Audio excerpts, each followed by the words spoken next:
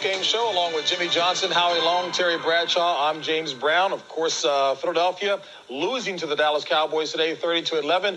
One of the reasons for the Eagles' struggle on the ground and in the air. Pam Oliver standing by with a big one, Leon Lett. All right, Leon. Pat and John voted you most valuable player for this game. Tell me just about the defensive stand today. We felt like we had to come out and stop the run, first of all. And we knew we could get at them and doing passing situations, but basically we just wanted to stop the run first. When Rodney Peete goes out of the game, did that give you guys special motivation, especially since Randall Cunningham hadn't practiced but one day all week? Yeah, but actually we was kind of scared at first because, Randall, he's a good scrambler. And that's what he did when he came in. We knew he was kind of rusty throwing the ball, but he scrambled a little bit.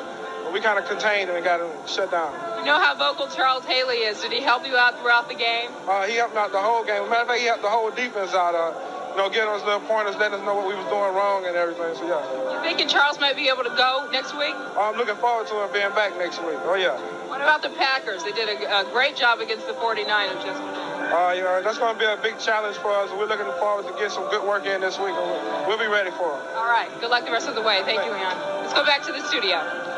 All right, Pam, thank you very much. Only 74 yards on the ground rushing by the Philadelphia Eagles. Jimmy Johnson smiling at his young player who's come a long way, as he said, from his rookie year. Terry, as a matter of fact, why don't we get right to the highlights and show the fans exactly what took place in this game. Dallas winning at 30-11. Ray Rhodes matched up against Barry Switzer.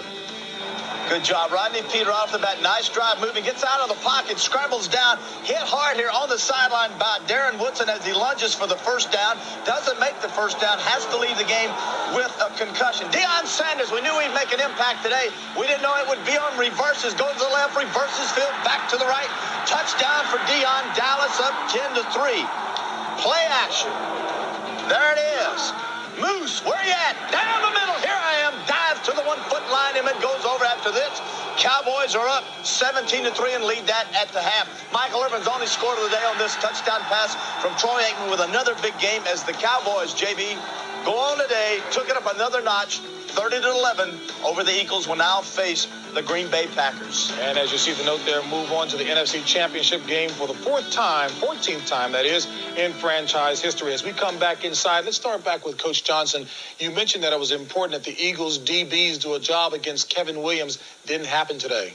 Well, Mark McMillan, one-on-one coverage against Kevin Williams. We said, well, this is going to be an interesting matchup. Kevin Williams wins this one hands down. 6 catches for 124 yards. Michael Irvin only had 1 catch for the touchdown. So the Cowboys showed that if you double cover Michael Irvin, we'll go to Kevin Williams. We'll make yardage. The other thing, too, the story of this game is that offensive line and the defensive line led by Leon Lett. They control the line of scrimmage. Yeah, we talked about that in the pre-game show, and I think the game is won up front, especially this time of the year. As was evident yesterday, the lack of a running game cost the San Francisco 49ers. They became one-dimensional. Dallas doesn't have that problem. Dallas is the most talented team in football right now. If they show up to play, which they did today, they will win another world championship. Yeah, I'll go back to Williams. You're very true. Troy Aikman threw the ball to Kevin Williams against the Giants and the Cardinals. We thought, well, that's okay. These aren't great defensive football teams. Today was a big challenge, and Troy got it to Williams again. Michael Irvin taken out of the game, but the fact that Kevin Williams is legitimate, someone you have to think and worry about now, really does give the Green Bay Packers a serious threat. Let's not forget number 21. Yeah.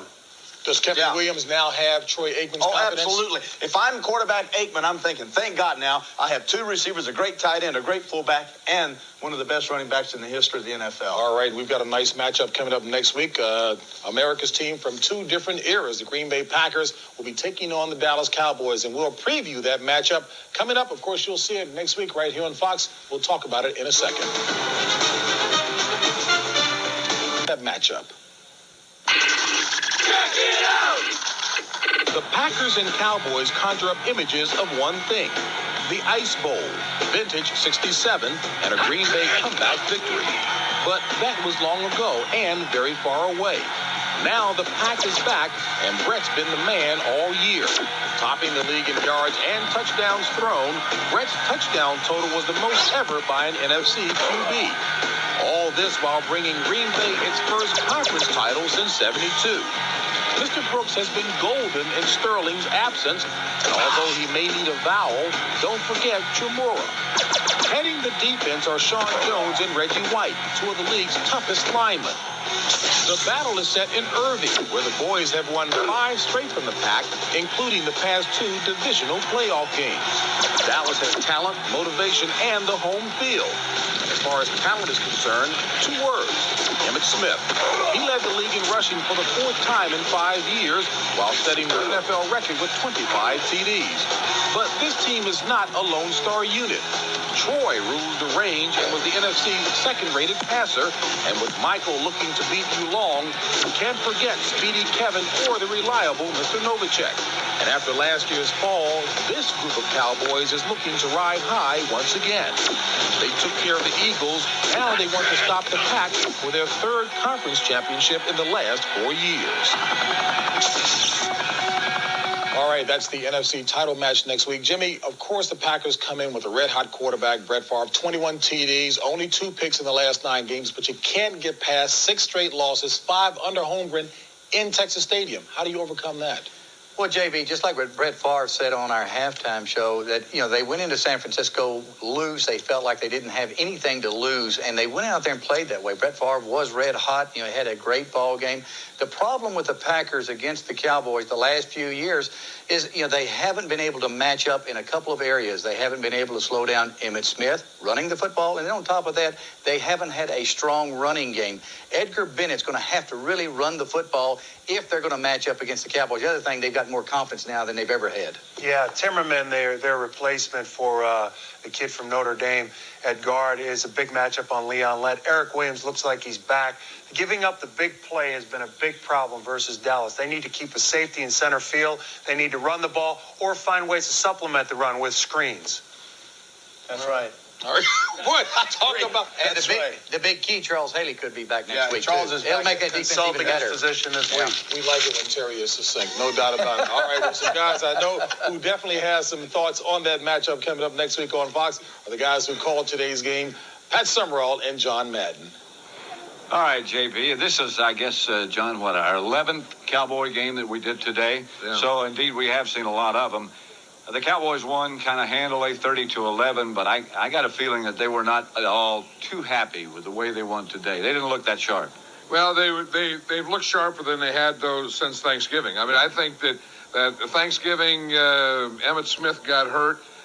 They lost Ray Donaldson. I didn't think their running game was as good. I didn't know that Eric Williams was really back today. Like they were just talking about in the studio, I think Eric Williams is coming back. Yeah. I think that Nate Newton looks like he's black. Kennard is getting more comfortable in there. I think Emmitt Smith, again, is okay, so they're starting to run. And I think the Cowboys are closer to being the Cowboys that we know than they have been for a month. I thought that the defense, the Cowboy defense today, looked like they did at the beginning of the year. Leon Lett played very well. I think they've become accustomed to Deion Sanders being in the secondary.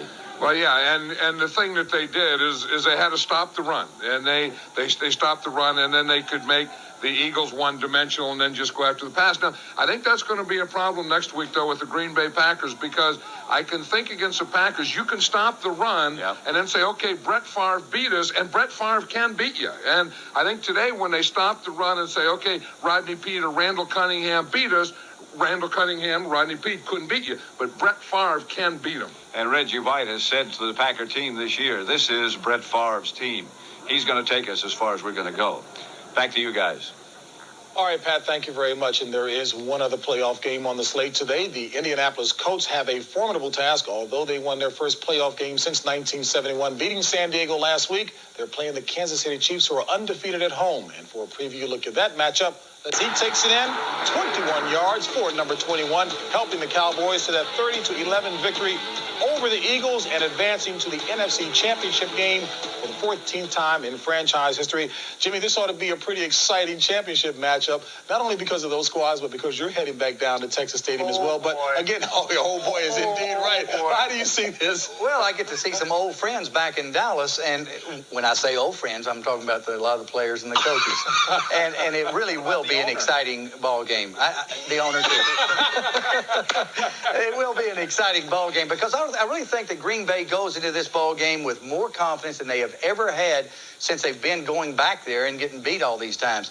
I think that they've got more talent offensively. They're more experienced, and Brett Favre is the hottest player in the National Football League. Brett Favre is going to have a monster game because this offense right now looks like it is geared back up. I agree with John Madden. This looks more like the Cowboys we've come accustomed to knowing in the 2 World Championship years. Seems like they have people healthy. They're focused. Deion Sanders is back healthy. He's ready to go. If they win this thing and they go on to win the World Championship, Barry Switzer's a smart move. Deion Sanders a smart move. It justifies the signing bonuses, justifies everything he's done. Yeah, Barry Switzer did have this team ready to play. We'll go right back to Kevin Williams.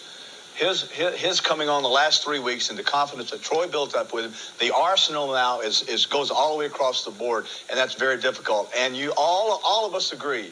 The key to Green Bay is Brett Favre, and John Madden is right. He can win it by himself. And when you run the way Deion Sanders ran on that reverse in the NFL, if you're that much faster than everybody in the NFL, there's something wrong. I tell you one other player, the player of the ball game here, Leon Lett. I was fortunate enough before I became a head coach. I was a defensive line coach for many years, and I had the honor of coaching Leroy Selman at the University of Oklahoma. Leon Lett has the same physical abilities that Leroy Selman had.